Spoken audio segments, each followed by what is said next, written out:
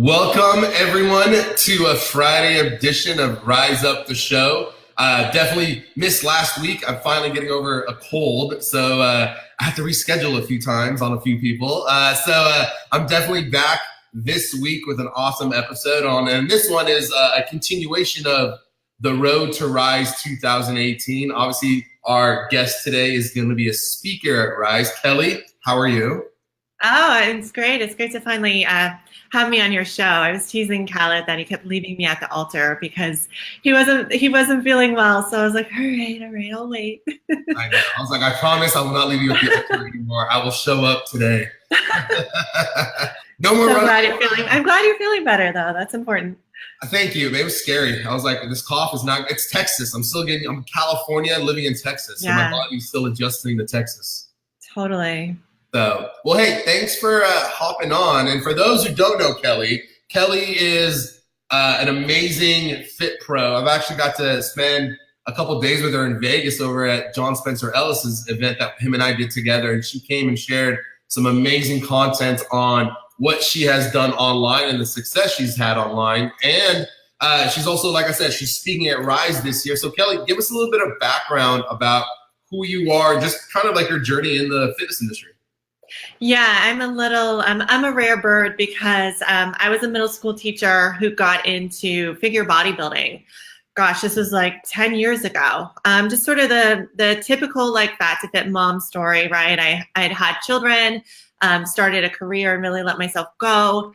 And I just was uncomfortable in my body. So once I started getting back in the gym, I got into bodybuilding. And then I moved. I wasn't tenured as a teacher, so I'm like, maybe I should figure out this whole online thing. I started fitness blogging just as a mom, and then I started working with a local trainer, and I really had no background in fitness, but he noticed that I was picking up the acumen for fitness, and I was really adhering to a lot of what he was teaching me. And we ended up writing a book together called Strong Curves. So I was a co-author with Brett Contreras. And as we're penning the book, he's sending me like all this dense literature because he was at the time working on his PhD, and I was deciphering it and figuring out how to like put it in lay terms. And he's like, man, you're really good at this. You should start a career in fitness. I'm like, all right. So that's really how I started. And we had no idea that the book was going to take off and be what it has become. It's been a mainstay in the fitness industry. And I really feel like it was the first of its kind that spoke to women in a way that made them feel like anyone can step up to a barbell and get strong and lean and feel really good. So still to this day, all the time on Instagram, I get tagged in like women like starting Strong Curves today. And it's been 5 years. So that was really my nosedive into fitness, which is completely like unorthodox. So I'm like I say, I don't think my story is indicative of most people's, but that's how I got here. And then I started some online ventures. My first was Get Glutes, and then now I have Fit Thrive workouts. I have an app. I've just done a lot of really fun, interesting things that I never figured this would be the trajectory of my life. So it's been a ride. That's awesome. I remember when the book came out, and I had a lot of female clients at that time. So that book was definitely a pinnacle in helping me relate to them, to be able to train them in a way that they felt comfortable and confident to get under the barbell. So I owe a lot. I'm glad. As well. Good.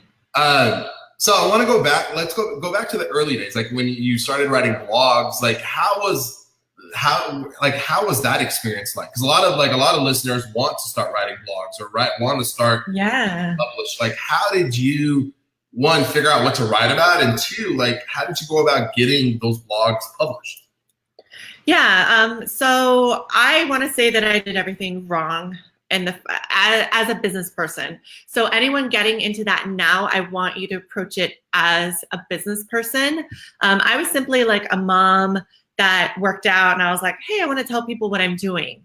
And I would have people come to me, they're like, hey, I want you to affiliate. I want you to, promote my product, put my ad on there. Hey, you should charge for services. I'm like, no, I don't want to monetize this. I just want to give away free content. So there's there's like that fine line, right? If you're just starting out, putting out good information and attracting people to your blog is really great, but don't ever look at it as not a piece of your business. So as far as like discovering like what to write about, I wrote about a lot of what I experienced in my own training, or just questions that people would ask me. So the best way to discover what content to write about is to open up your ears and stop talking and see what people are looking for. What are their pain points? What are their struggles? Maybe some people are confused about certain dietary needs that are coming up, you know, mainstay diets that are really popular, or ways of training that are really popular. And you can start answering all these questions for people. So the best way to look at a blog is that you're answering questions. So when you do write the blog and you're answering this whole free content thing, right? We're hearing this whole push on, you know, free.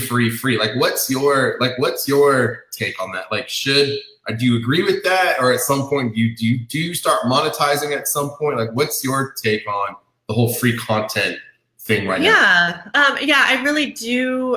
Obviously, like, that's a big push in marketing, whether we're on Facebook, Instagram, Snapchat, Pinterest, YouTube, whether we're blogging, posting guest blogs, doing interviews, podcasts, whatever it is important to offer content for free. I'm not opposed to that at all. If you're helping someone, then there should never be a negative connotation with that. But you also have to value yourself as a professional and understand that you are a business, and that you should, you know, eventually place, I hate to say this, but put a price tag on that. You know, don't be afraid to eventually develop products, services, packages, whatever you want to do, that helps you monetize your knowledge. I mean, you're a special individual. You have something unique to bring to the table, and people are sitting there. They're like, when is this person going to take my money? So never be afraid of that. What do you think holds back a lot of people, like a lot of fit pros Oh, yeah. And this is going to be a big talk. This is basically like the whole structure of my talk. It's the stories that we create around ourselves and our belief systems about ourselves. You know, it's that and we feel like we're an imposter. We're not good enough. We compare ourselves to everybody else. Oh, well, that person has a PhD, or that person owns a gym, or, you know, they've been in the industry for 15 years, or they have these specialized certifications, or they have, you know, 300,000 people that follow them on Instagram. We start creating these stories around our beliefs about ourselves, and that makes us recoil and retract and say, I'm not good enough.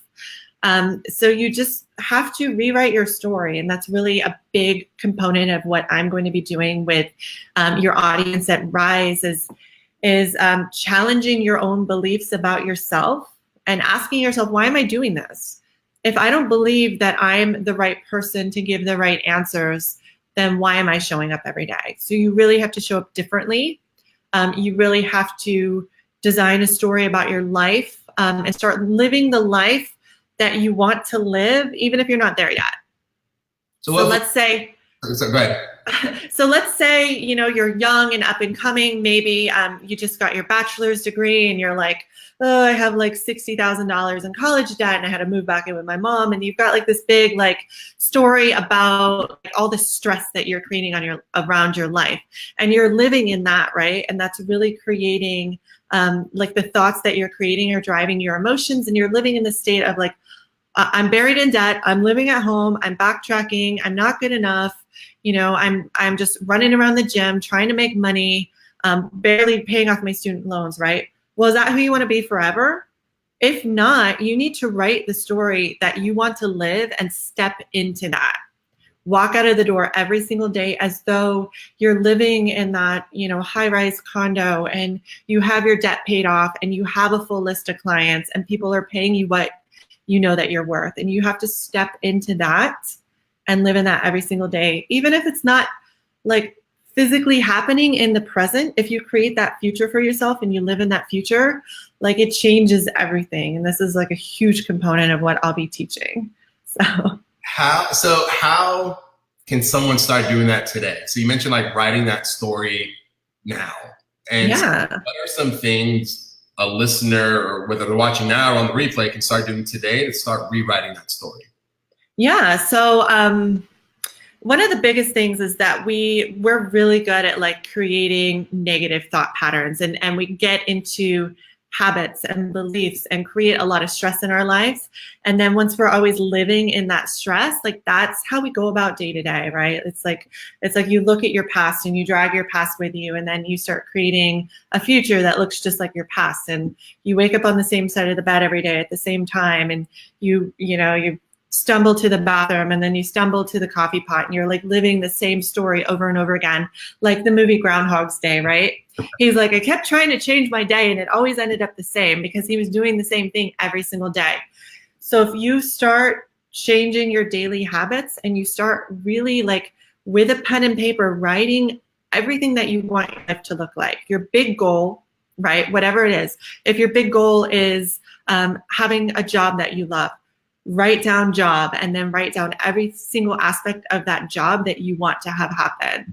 And you just start like living in that every single day. So there's nothing wrong with writing down your goals and being really, really, really specific, and revisiting that every single day, and realizing like that's the path that you want. And you start living like that's your path, like you're on that path. And it makes a really big difference, because it's so easy to wake up and be like, oh yeah, my rent's due, and like I'm not feeling so good today, and like all these things where we wake up and all of a sudden we're creating this negative energy around ourselves. So if you wake up and you're like supercharged, and you look at your list and you're like, yes, this is my life, this is what I want to live, it actually changes your DNA and your gene expressions. I mean, there's this whole study on neuroplasticity and epigenetics, and there's a lot of science behind how our thoughts change our emotions and how our emotions can change the trajectory of our life. So it's a matter of changing your perception of yourself. So I gotta ask, what are Kellie's big goals? Like, what are your big goals? Yeah, so it's kind of crazy because we all have our moments, right? So I'm never like super chipper all the time and go, go, go. Like we all have those moments. And I feel like when you have like sort of that like moment of self-doubt, that pity party, whatever, that's when you really have to dig deep. So it's kind of funny. I was literally having one of those moments like on Sunday, right? Where I was just like really like, I'm so frustrated. This is really hard. And I feel like I'm working my butt off, and, like, where is the big payoff? I know what I want my life to look like. Why is it taking me so long to get there? And then I like sat there for a moment. I didn't go into like a deep meditation or anything, but I sat there for a moment. I thought about big picture. Like, what is it that I want? What is it that I feel I'm missing? And for me, all of a sudden it clicked. Like, I miss people. Ever since I moved to California, about a year after I moved here, I completely went online. And as you know, like when you work online, you've gone sort of back and forth, like online in a gym setting, online, right? When you work online, it becomes very isolating. And I was like, I miss people. I miss that interaction. I miss like just being involved. And so I'm like, okay, how do I get that? And I just went online and I typed in, what did I type in? I typed in fitness, jobs, and then my zip code, right? And that's all I did. And immediately what popped up is this gym that's here that I didn't even know about was looking to partner and collaborate for group fitness. And it's always been a big goal for me to design. I already have it designed, but to push out into the world a group fitness plan that helps women get comfortable in the gym so that they understand their own strengths. So when they step up to a barbell or a kettlebell or whatever, they feel super confident. And I scheduled a meeting, and I had a meeting with this guy on Monday, and he's on board. And then another gym got wind of it that I was doing that, and they're like, hey, I want you to do this for me too. So it's just a matter of like really digging deep when you're feeling low and you're like, why do I feel this way? What am I missing? How do I invite that into my life? And it's just like, it happens. Like you don't have to search for it. You don't have to. I wasn't searching like, I wonder if anybody's looking to partner with an expert on group training. I was just like fitness, jobs, zip code, and then there it was. So it's just a matter of putting that energy out into the world and realizing what you want, and then it'll come to you. I promise it'll come to you. I love it. I love in weird ways that you don't expect. Yeah, for sure. And it's I had that similar moment last week with Rise, and putting on an event at that level, at that magnitude can be stressful. And so yeah, you just got to take a step back and just like be proud of the moment. And I posted on Facebook yesterday, just be proud of what's been accomplished and where we're at. It's funny, I think for you, like collaboration is one of your big not skills, but big, maybe skill sets that you're really good at collaborating. And then how much of that for you has led to some of the success you're having right now with the book and some of the large platforms you're a part of? Like how much of the collaboration play a part in that? Yeah, all of it. And it's a matter of finding your strong suits. So there's, oh my gosh, I can't remember. I think it's called Rocket Fuel. There's a book called Rocket Fuel, and it talks about the visionary and the integrator, right? And so the visionary is like the big picture thinker. It's the creative, and then the integrator is the person that can take the big picture ideas and make it happen. And it's so funny because I'm a little bit of both, but I really, really thrive in an environment when I can collaborate. And like I have big ideas and I know exactly who can make those ideas work with me. And I know how to put a plan together. And then it's like it's just go time for me. When it's my own work, I'm like, like, yeah, this is fun. But I don't have the same drive. It's really, really interesting. So when you introspectively start looking at your internal drivers and what motivates you, that can really help like push your career in the direction that it needs to go. So you're right. For me, like collaborations, I'm on it. Like I love it. I thrive in it. If somebody asks me to collaborate, I'm like 72 pages of notes. I've got a structured outline and I've got all the outsourcing information. I'm like, let's do this. And they're like, you okay? I'm like, yes. But when it's me, I'm just like, yeah, I'll eventually get to that. So it's really interesting. I love collaborations because I am naturally an introvert and I'm really, really observant. So like introverts are really observant people. We can sit in a room and we can tell you everything that's happened in the room in an hour because like we're watching, right? We're watching, we're listening. We know everything about anyone in a room. It's kind of creepy, but that's just how we operate. So I'm really good at like observing people and understanding their strengths and sort of pulling those out from them and bringing them to the table. So that's why I love collaborations. That's a unique, I like that. That's a unique strength. Yeah, and then for you, like obviously with the women that you coach and the women you've worked with, being able to pull out that strength that you see in them when they don't see it in themselves. Yeah. To what you do with Fit Thrive, right? Like with the programs that you put out. I know you have one out right now. What's that program all about? Yeah, so I'm in a like sort of a long launch pad launch with my all access membership because I've completely like taken a different turn with my business.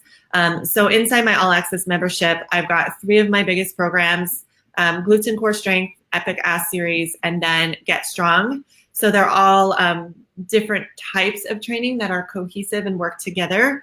And then I have a cooking course in there. I do expert interviews that are only embedded in the site. And then I also do live Q&As and I have a forum in there. So it's a lot of content.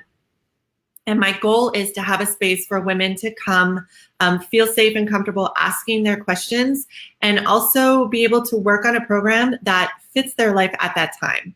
So a lot of times, like I'm an alpha woman, I'm like a magnet for like these just high level like performers, but we also tend to burn ourselves out a lot and we also tend to get bored very easily. So my goal was to have a space for like these alpha women to sort of pick and choose the program that they want to work on at that time and get these really high level conversations going. So I find with fitness, this is something I struggled with, and I talked to Sal Orwell about it like 3 years ago. We were just walking through San Francisco, and he's like, I noticed that you changed your branding from Get Glutes to Fit Thrive. He's like, what advantage do you have with that? Because in fitness really, like, I mean, it's sex appeal, right? Mhm. Most people want to get fit because they want to look better, whether it's they want to look good in a bikini, whether it's they want to lose their beer gut and get a six pack, or, you know, fit into a certain size. I feel like the conversation's moved away from that, right? But that's still like our internal drivers. Like, I signed up for the gym because I want to look better. So he's like, you're taking away that sex appeal by moving away from like the glutes training and going more into like the thriving aspect of it. So it's like you have to have this draw in of the sex appeal, right? People look at women like me and they're like, I want to look like her. And so they come to me and they're like, I want to look like you. I'm like, cool, you're in. And now you're indoctrinated. And now I'm going to tear apart your whole world, because the reason that you aren't getting fit is because what's going on in here. So it's a matter of making those mental and emotional connections with women that are super, super important to me.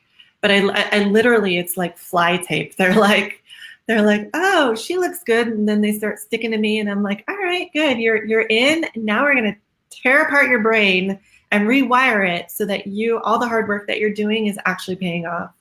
So, you know, there's so many different strategies that are built into it, but honestly, like in fitness, you really are drawing in the people that want to change their bodies, whether they had a scare, like their doctor's like, oh, you know, like you're on the verge of a heart attack, you need to start doing something about it. Or, you know, they've had children and they don't like the way they look. There's so many different things, but it's all really, really vain. It really is.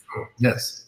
Nobody shows up to the gym because they're like, I really want to rewire my brain and my thought process and change my emotions, right? Nobody does that. No.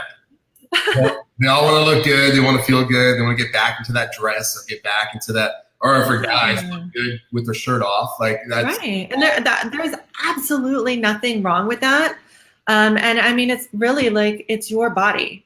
So whatever feels good and looks good for you, like if that's your driver, then don't let anybody rob you of that. You know, it's your body, it's your decision what you want to do with it. so why, you know, for a lot of people, we say like, hey, be okay with that and be okay with your body and be okay with the direction it's going in or where you want to take it. But for some, they don't feel comfortable doing that, whether it be because of the social world or what they see in a magazine, like, and especially, you know, more so with women than men, like what, you know, Yeah.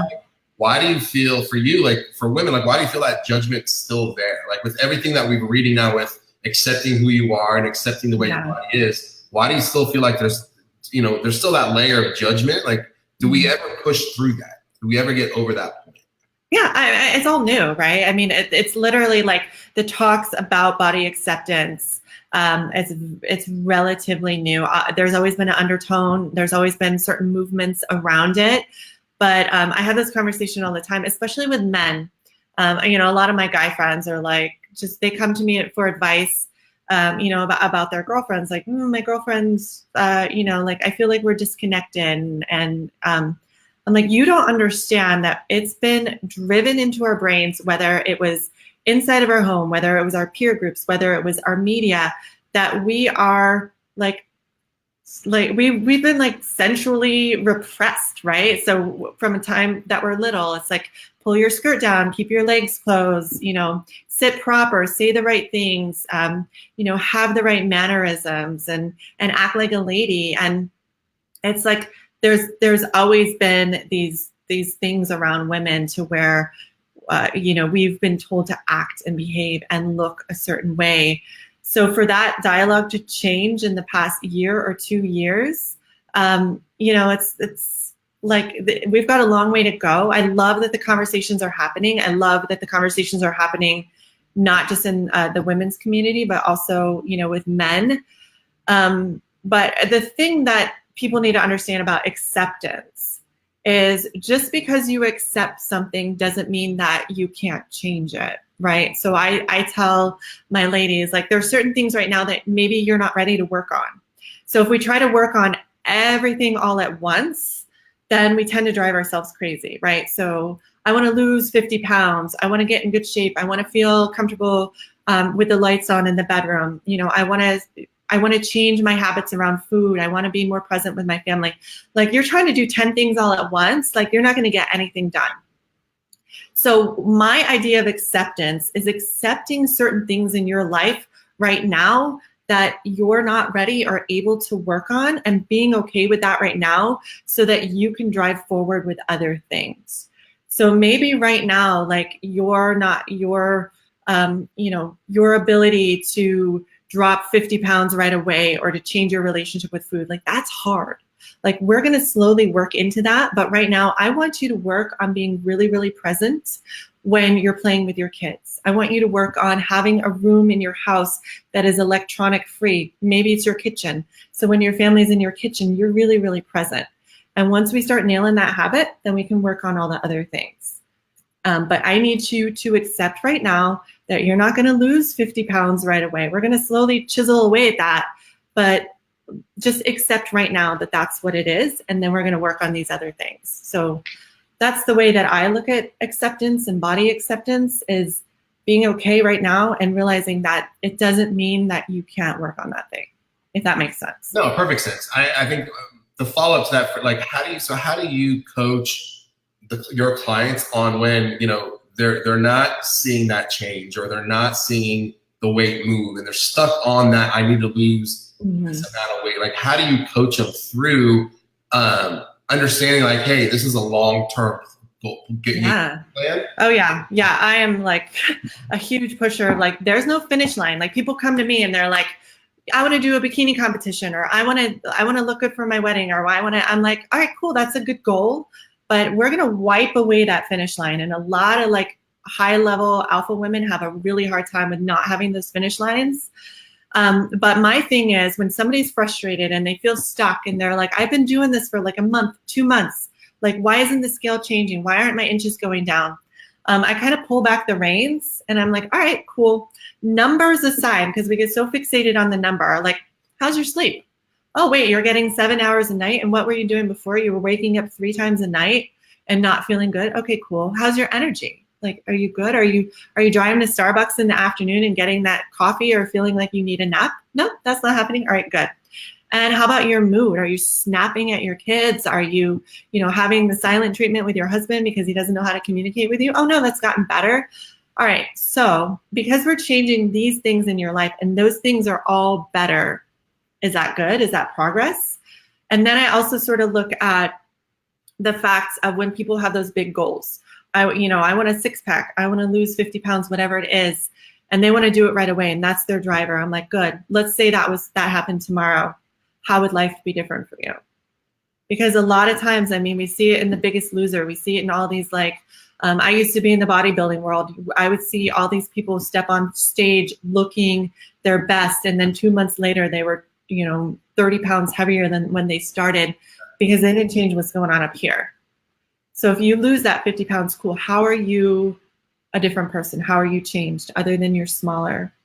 Have you let go of that shame? Have you worked on, that resistance, that guilt that's inside of you that probably got you in that situation in the first place? Because if you don't work on all that stuff, then any amount of weight loss you do, any amount of marathons you run, any amount of pounds that you lift off the floor isn't going to matter. That's deep, because it's mindset, right? Like it always goes back to shifting what's happening up top. Yeah, absolutely. I think you hit on the head. It's like you can lose the weight and you can lose the 40 pounds, but if everything else is not aligned or not changing as well, you still have the same mindset. You're like you said, you're smaller now. Yeah. And you see it a lot. And I actually have a client who turned into a really good friend of mine. And I had a long, hour-long conversation with her the other day. And before she came to me, she had lost 100 pounds. But she was doing the beach body workouts and the extreme dieting. And then she actually went and worked with a figure coaching team in Florida. She wasn't doing figure bikini competitions, but she had worked with this team. And so we were kind of talking about where she was at when she came to me, and then how much that shifted when we started working together. And she said that when she was doing this, she literally would get home from work or a workout or whatever and like lay on the floor, and her son would like play Legos around her, and she was so exhausted that she couldn't even interact with him. Or she would go out for like a family day on a Saturday, and they would plan to go do like an event and then go shopping after, and she would tap out. She would be like, I have to go home, and she would sleep for hours. And so she really wasn't feeling good, and she wasn't being present for her family. And so I asked her, I'm like, okay, so you were 100 pounds overweight and then you lost 100 pounds. What was the difference between the two of you? And I felt like you get an attachment to not feeling good, right? So you didn't feel good when you were 100 pounds overweight. You didn't feel good when you were 100 pounds less. So you had no idea what it was like to feel good. So that was a huge resistance when she came to me, is I cut back on her training. I was feeding her more, and she had a huge resistance. She's like, I didn't know what it felt like to walk out of the gym and have energy to go take my son to the park and to go to the grocery store and to prep dinner. She's like, it felt really foreign to me, and I was really resistant to it. So it was a lot of pushing her in that direction. So it really is a lot of remodeling your concepts around what you think fitness should be. Everyone thinks that if I'm not dead on the floor, like crawling to my car and then, completely exhausted after, then I didn't do a good workout. So there's a lot of remodeling that goes onto it. And it's really digging into the psychological implications of the lifestyles that people have been living for a long time. Do you think when people who are not, are looking into fitness or getting into fitness, and they see those pictures of, someone laying dead on the floor, crawling out of the car, like, how much of that do you find discourages somebody from, especially if they're, overweight, need to lose weight or whatever it may be, how much of that discourages somebody from making that first step to go, perception's reality, right? So if the perception, I'm crawling into my car, or I'm like on the floor dying, how much of that discourages somebody from making that first step? Yeah, there's a huge intimidation factor around fitness. And it's interesting because the first gym that I talked to about bringing in my group training, to me, it was like a stocked fishing pond, because it's actually in a facility where there's martial arts and there's dance and there's after school and homeschool programs. So the facility is very family oriented. And then they built a gym on the back of it. And he's like, yeah, we're just having a hard time. He's like, I see all these moms and they'll walk by the window and they'll look in it. It looks like a CrossFit box. It's not actually CrossFit branded, but it looks like a CrossFit box. And they'll look in and they'll see this equipment and they'll see women doing cleans, and they're like, whew, no, that I could never do that, right? So there's always sort of that attachment to the fact that it is very intimidating, because you see people doing these extreme things. And either you're like, oh, like, I don't want to be that person. Or you're like, oh, that can never be me. Like me, 10 years ago when I was barely like making it through a body pump class at a YMCA. Did I ever think that I was going to show up to a powerlifting meet and rip 350 pounds off the ground with no belt? No, never. But if I would have shown up to like my first time in a gym and seen people doing that, and I was like, like I would probably would have never worked out. So there definitely has to be that sort of invitation of like, that is a possibility, but that's not everything that fitness is about. Now pulling 315 with no belt is very impressive. 350. No, actually I think it was 340. 340. Yeah. Still impressive. I don't know. It was like 2 years ago. I don't know. I didn't think that I could do it, but it's funny because I train at home and I only have a straight bar, and I had never like worked with a deadlift bar, and it's just different because it's got that give, and I was like, dang, I need one of those. That's awesome. Are you gonna be doing another one anytime soon? No. I'm on the bench forever because I've been dealing with knee injuries for a long time, and then I just had stem cell injections to fix my meniscus, and my physical therapist, he's like, all right, we got to have some talks. So I think I'm done powerlifting, which is fine. Like I'm not that great at it. And I did it for fun. Sports is really my thing. So if he can get me back into sports, then I'll be really, really happy. If I never squat more than 125 pounds again, then I'm cool.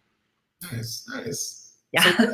So being, I think, an alpha female, alpha woman, and running a business, have two kids, like for you, like how do you manage all that? Like, you know, because like time, right? There's only a set amount of time and you got to do all this. And, you know, with other women who are trying to get into fitness and but always put everything else first, you seem to figure out a way to do it all. Like, how do you, like, what's worked for you? Yeah, that was, oh my gosh, my computer just went crazy. Hold on. My headphones are, like, my volume just went all the way up. All right, hold on. Otherwise I'm gonna go deaf. Okay, I think I fixed it. Yeah, and that was like a huge thing that I faced when I went into fitness is I had that mindset where like you had to be all or nothing, right? That's how I played sports growing up. That's been my mentality forever. So I was like many people where I thought like you had to live in the gym in order to look good. And I did that for a really long time. And I had the mom guilt because my kids were little when I started getting back into fitness. Now they're teenagers and they kind of do their own thing and they like working out and they play sports. Like they have their life, but they were little. So I would work. I would pick them up from daycare. I would make them dinner. I would give them baths, and then I would go to the gym and put them back in daycare. And then I would work out for like an hour and a half, and it killed me. And for the longest time, I thought that's what you had to do. And then I started realizing that it's not about the amount of time that you spend in the gym. It's about the consistency of the lifestyle. So over the years, you start working on some strategies. Like if you're always eating really well, and then obviously you have your moments where you have those enjoyable times, you have pizza, you have wine, whatever it is. But if 80% of the time, 90% of the time you're like on target, you know, then you have a lot less to worry about. Same thing with working out. If I'm consistently working out every single week, do I need to be in the gym for 2 hours at a time? No. Typically, like right now, I'll work out like 30 to 40 minutes at a time. But I'm consistently doing it. I've been doing it for 10 years. I haven't like done it till I lost 10 pounds and then gone back to my ways. And that leaves me a lot of wiggle room. So like I'm a competitive rower. And when we're in rowing season, right, we're practicing 6 hours a week on top of training. And then you're trying to stay on top of that endurance and that strength. So because I'm constantly staying on top of things, when I show up to rowing, like I'm really well conditioned and I don't have to work as hard as if like I took, you know, 6 months off and then all of a sudden like, I'm here guys, you know, so consistency trumps everything. And my biggest motto, and I tell everyone this and you can steal it. I love it. But I teach people how to fit fitness and nutrition into their lifestyle and not fit their life around fitness and nutrition. And that's so, so huge. I like it. I'm not stealing it, but we'll quote it. Trademark. Yeah, trademark it, but we'll quote it.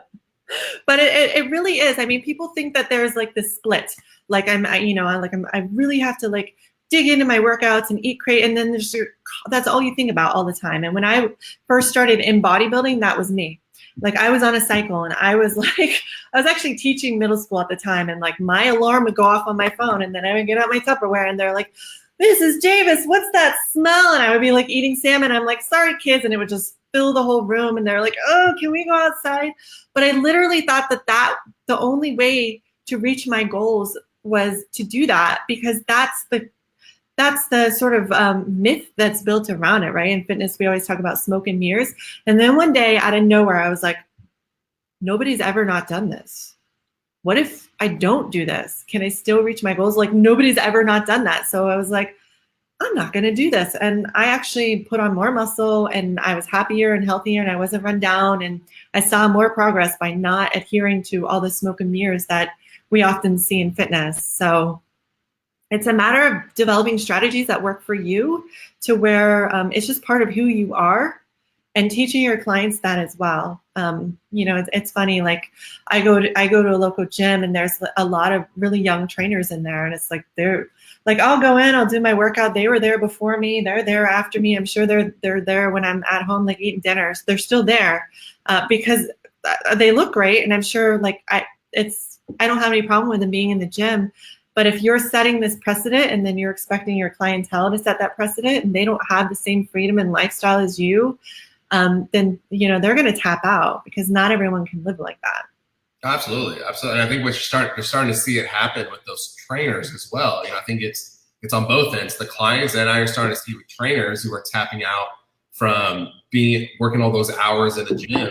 And now this whole, this whole rise of online training. And you started out online training, right? You didn't have the brick and mortar in a club, right? You went directly online. I did a hybrid. Okay. I was actually working in it wasn't like a big conglomerate commercial gym, but it was a local commercial gym in Phoenix, and I hated it because it was all like push sales.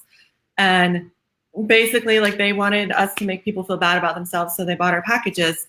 And I walked out one day when because they were like really focused on partnering and group training, which I'm super cool about, but they wanted them in half-hour time slots. Yeah. And then I had a couple, they sold a package to a couple. He had 2 open heart surgeries, and she had MS. Okay. And he wanted me to train them together in half an hour. So I'm like, this guy, I'm worried that he's going to fall over and have a heart attack. And I'm worried that she's going to fall and hurt herself. And I was just like, I'm done. Like, this is not what I wanted my career to look like. This is not, conducive. Like, this is not safe. I feel really badly that we're taking money from these people because I cannot service them the way we need to, and I'm scared they're going to get hurt. And I know a lot of trainers that work in commercial gyms, they face that paradox, right? Not all gyms are like that, but there's a lot of gyms that are just all about the sales and not about the nurturing and the safety of the clientele. So I went strictly online for a little bit, and then I bought my own gym, and then I just started training people at my house. So but it was very eye-opening to me to see that and to have that push, and it's almost like they took the human out of the equation and they just looked at the numbers, and I can't do that. No, you're starting to realize a lot of, and I think that's some of the challenges commercial gyms have. And, I work for one. So, it's always that balance between the sale and, making sure we get to the number, but making sure that we're also doing our job and impacting the members. And it's always that balance of the two. And sometimes one takes over the other, but it's always making like, how much can we make, how well of a job are we doing making sure that we're keeping them balanced? Yeah, and it's really hard, especially when you're first starting out. And I started later in life. And like I said, if you were here in the beginning or you watched the replay, like my story is just totally different than probably anybody. I don't know. But I am a huge proponent of, doing internships, especially if you're young. And internships are harder when you're older and you have a mortgage and kids, and you're like, I'd like to work for free, but I don't know if my landlord is going to like that. My kids really want to eat this month. But if you're young and you're starting out, like, internships are the way to go, because you learn so much as a student in a facility, but you also learn how to interact with people, and you really learn those social skills that I kind of feel sometimes are missing in not all commercial gyms, but some commercial gyms. Because I feel like when you're working in a commercial gym, they're like, all right, Johnny, here's your first client. Go get them. And you're just like that. And that's how I felt when I first started teaching middle school, where I was like, wait, you're closing the door with me in this room and there's like 35 kids in here. Like, nobody's going to be in here with me. And I kind of feel like young trainers, when they're starting in a commercial gym, sometimes that's what they experience. So I'm a huge proponent of doing internships, doing as much continued as you can, going to seminars, doing hands-on stuff, having those conversations. And, if you have to start out in a commercial gym, by all means, go for it. But also start like trying to nurture yourself into other facilities. Like, being in a commercial gym forever, like, that shouldn't be your career goal, honestly. You're not going to grow there. So I'm sorry. I know. No, you're good. You're good. Start at 24-hour. No. No, you're. It's funny. Like, it's been me, because I've been on both ends of it. Like, I have an event that caters to the gym owner, personal trainer, studio owner, but then I work in a commercial, and I run a team of trainers in a commercial gym. So I see both worlds, and it's been cool because it's a different perspective. And I agree with you. Like, asking a young trainer to go out and walk the floor, and they're like, holy crap, like, I don't know how to talk to people. It's like, sales is hard. Sales is Good. Like by far the hardest. I mean, program design is hard, understanding body mechanics. Like I think you figure that out a lot faster than sales. And again, that goes back to the story that you're telling yourself about like, all right, so I'm supposed to walk up to this person, introduce myself, and then like feel confident enough to tell them that they need me in their lives. Like that's scary, right? Um, that's a lot. I mean, it is kind of scary, like taking your first client and you're like, all right, this is it. This is where, like where it all comes together. But yeah, it's just, you're just out there in like the jungle by yourself, just hoping like it all works out. Scary But world out there. yeah, but it's cool that you do both because I'm sure a lot of the skills that you have in your private facility sort of come into your commercial facility, and you probably bring a different element than a lot of gym managers at commercial gyms can bring, just because you have that sort of dichotomy there. It's been fun. Like it's fun seeing, I see what works, with, being in the digital marketing space and the social media space and, and watching what's happening there and being able to bring that in to the private space. Like it's been cool to see how both worlds work. And obviously you run into some walls with corporates and all that. Sure. Yeah. But it's been cool. And it's brought a different dynamic and similar to what you've seen online and what you're seeing now with this whole online, this growth of online training. Yeah. So for someone going online, like what piece of advice would you have for them? Like, what would be that first, like, hey, I'm thinking about going online. What piece of advice would you give them? Yeah, my biggest thing is like making sure that you're pricing yourself that's fair to you. Like I see a lot of people come online and they just like, they cheapen the deal and they try to get as many people in the door as possible. And then it's just churn and burn and you develop no relationship with that person. And then, it's like that hamster wheel. You're just working your butt off and you're like chugging caffeine drinks and like you're not sleeping and you're just constantly pumping, you're just glued to your keyboard and you don't know any of the people that you're working with, right? So my biggest thing is take a look at what you want to offer, what you're going to bring to the table, and start putting a value on that and looking at the amount of hours that you're going to spend with that person and what you think you're worth per hour. And then you build out your packages from that. It's also really important, and I know John Goodman's a huge advocate of this, is building out tiered packages, right? So having different services that you offer at different price points so that when people come to you, they can sort of build out, or they can take a look at what they want from you, and then you can price it at that instead of just like throwing out a number. I know when I first came online, I was like lowballing people, and I had a lot of clients and I was just running around like crazy, and I just felt like I couldn't get anything done. And now, like I nurture my clients a lot more. I charge a lot more money, but then I start attracting the clientele that really they stick around, and we develop really good relationships. And like my clients right now, they've all been with me for over at least a year. Some of them are like 6 months or whatever. But we have a really strong relationship, and I know who they are as people. So if they come to me, like if they send me their macros and I'm like, all right, 3 days in a row, like you're 300 calories short, what's happening? And they're like, yeah, I just haven't been hungry. And I'm like, okay, explain a little more. Why are you not hungry? I don't know. I've just, I just kind of been going to bed, missing my snack at night. I'm like, why? And then I like pulling it out of them like, oh, wait, so you've taken on the second job that you didn't tell me about, and you're basically killing yourself right now.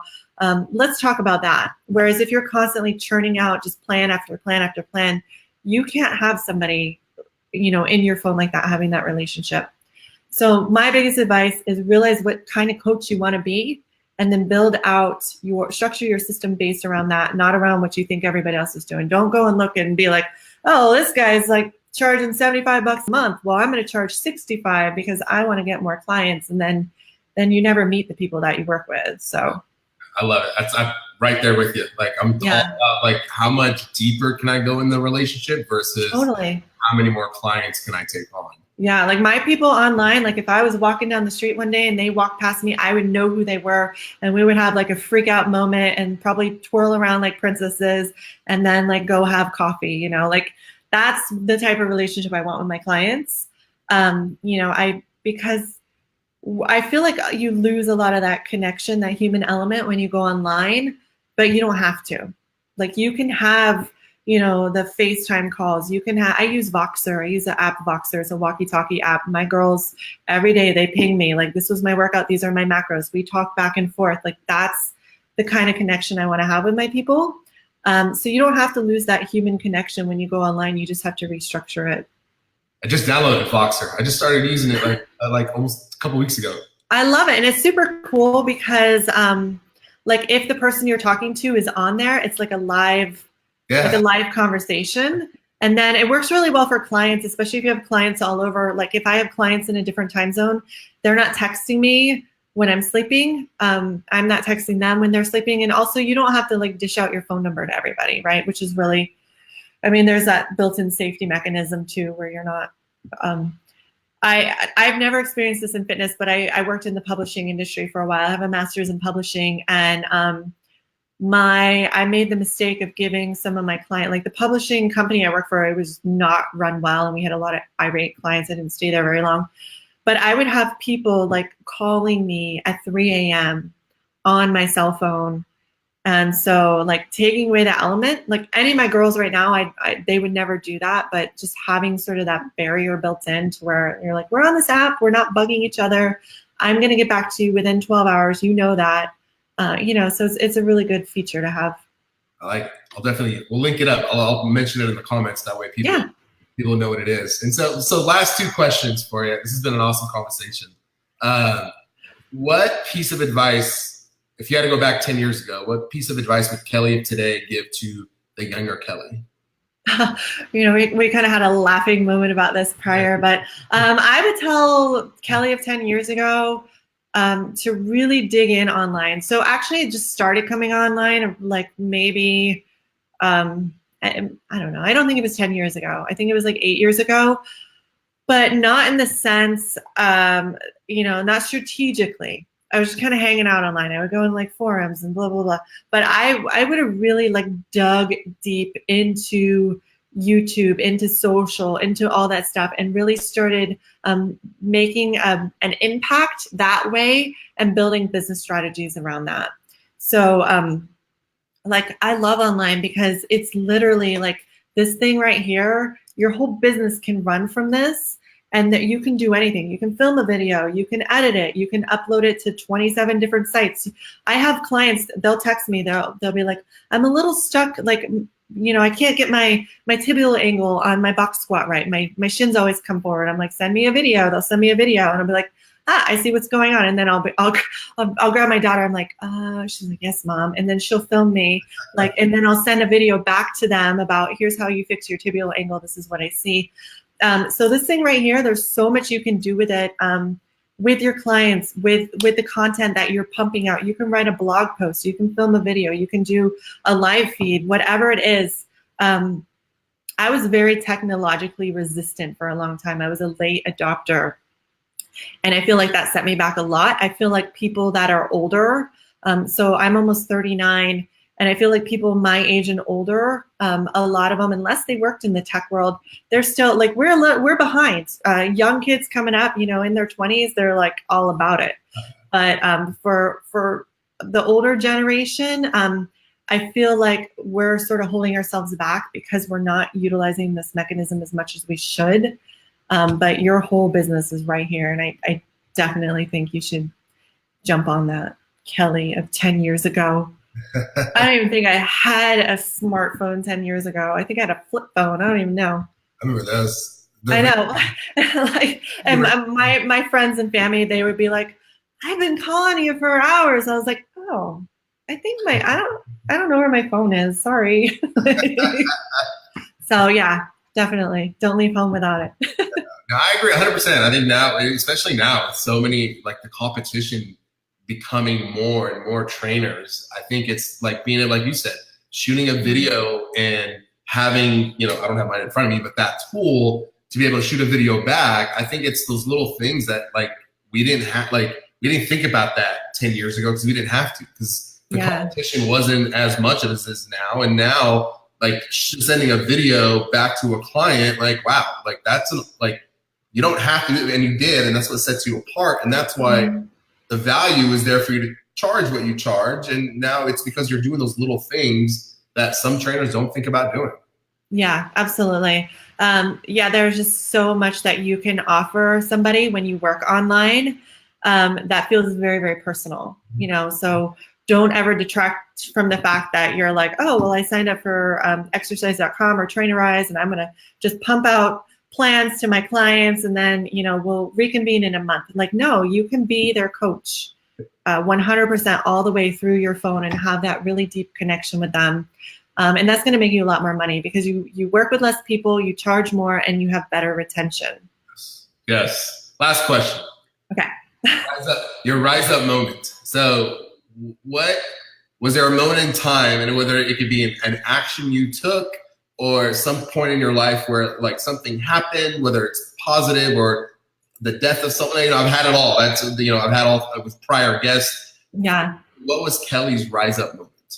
Yeah, honestly, it's when I decided to become vulnerable. So I've always sort of had this like persona about me where I'm just so put together, right? I'm super fit, I eat well, like I'm very like put together in my presentation. I know the right things to say, and you know, like that's who I brought to my business for a long time. And I had so much stuff that I was dealing with internally. In fact, this is going to be a part of my talk as well. Like when the book came out, I wasn't ready for that life. I was literally like a middle school teacher. I'm an introvert. I'm super, super comfortable being like the ghost in the machine. I don't like being the face of anything. So when the book came out and all of a sudden, like I'm everywhere and I'm getting interviewed and people, you know, they want me on their branding and their ambassadors and blah, blah, blah. Like I had so much shame around that because I felt like I wasn't good enough for that. So I developed this buttoned up, like I was always perfect. And then I realized like my clients weren't really connecting with me or my community. So my biggest rise moment is actually, when I was going through my divorce like 2.5 years ago, and I just like came out, like not publicly. I've never like publicly like talked about everything, but I had a private Facebook group where all my girls in my workout programs hang out if they want to. And I just wrote like this vulnerable piece because I'm a professional writer, so I really communicate well in writing. And I just spilled. I didn't like spill my guts on the floor. Never do that. Never like come in sobbing and like I'm going through all this stuff. But I just really opened up about my past experiences and how that led me to be who I am today. And I had published in the group, and I like literally fell on the floor like sobbing. And then like half an hour later, I crawled back into my chair and I logged in Facebook, and I was like really nervous and looking, and it was explosive. And my inbox was full. There were so many comments. There were so many likes and hearts and everything. And women that I had really like grown to know really well were messaging me. They're like, finally, like you showed up. Wow. And I knew I've been waiting to see you for so long. And that was really huge for me. So never be afraid to be vulnerable. There's like a fine line of like, don't show up falling apart. Show up after you've fallen apart and you've learned your lesson and like, okay, I'm put back together. Like I don't have mascara running down my face or anything. Don't show up in the mess. Show up after the mess and say, this was my mess. This is what I learned from it. And this is what I can offer you. And once I started doing that, like it changed my business, like completely changed my business. So this is a lot of the stuff I'll be talking about at your event. So fill those seats, people. Come and listen to this. Because we're going to dig into all this stuff. But I always say, like, above anything else, like you can learn. I've spent gobs and gobs of money on all the marketing, all the mastermind, all the entrepreneur business stuff. And it was like the implementation was really, really hard for me. And then I figured out, like, why am I like, I'm like a human encyclopedia. Like I can tell you anything about business, right? But I wasn't ever implementing it. And I realized it's because I was stuck in this mindset of who I thought I was. And I was literally like stuck in the shell of like, I don't want to come out because then people are really going to see who I am, and they're not going to like me because I'm a mess. But people like messy, right? We're all messy at some point, right? So if you're like hey, this is my mess. They're like, oh yeah, that I have that and that and that and that. Cool. You're like a real human. People love that. So don't be afraid to be that person, because that's when you really start connecting with your clientele and you start showing up for them on that level that they need you to. I love it. I love it. Mic drop on that point right there. Thank you. There you go. I'm excited. I'm super looking forward to yours. And like as Kelly said, she's speaking at Rise. It's in 30 days. Sunday. Yep. Speaking on Sunday. So we're 30 days. You're coming to church with me. Yeah, church with Kelly on Sunday at Rise. Go to the website, attendrise.com. It's buy one, get one free, $297 for all 3 days. CEUs. I'm going to go turn it back to Kelly now. Kelly, where can people get a hold of you, find out more information about what you do?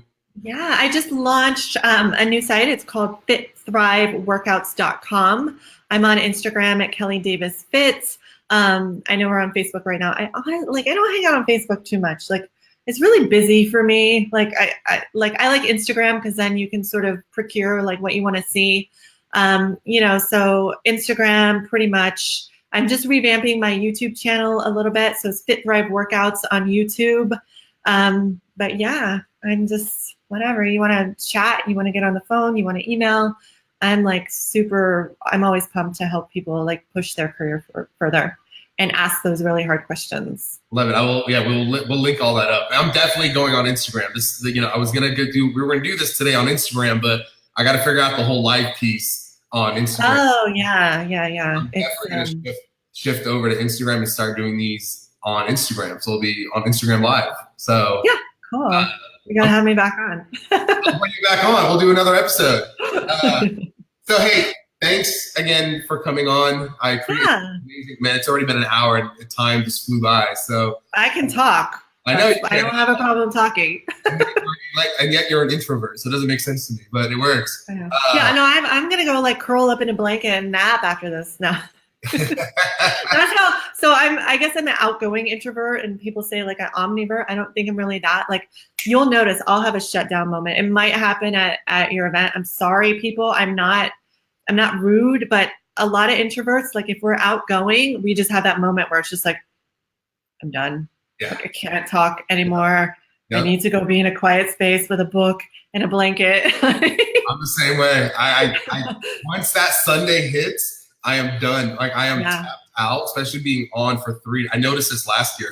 After being on for 3 days and on an event, like come Sunday night, I turn my phone off. Like, no one talk to me. I will come back in a couple days. Yeah, and there are actually a lot of introverts in the entrepreneur like community that do a lot of live presentations, like Shirlene Johnson, James Wedmore. All those guys are super, super introvert, but they're on stage and they're freaking on fire. And then like they go and they get like the IV treatments, and like they're like toast after. And then a lot of extroverts are like, what's next? Let's party. Let's go out. And I'm just like, don't touch me. Don't talk to me. Like, don't breathe around me. And it's not you. It's like me. It's like, ooh, like I just need to not do anything.